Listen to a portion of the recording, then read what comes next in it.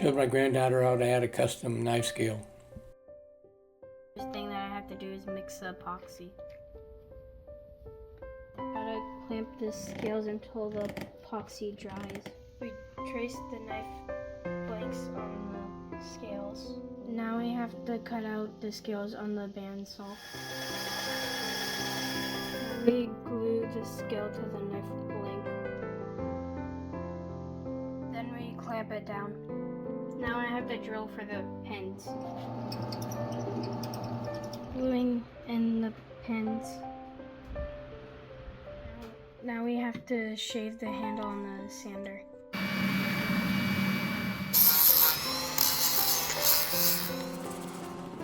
Now we're gonna polish it.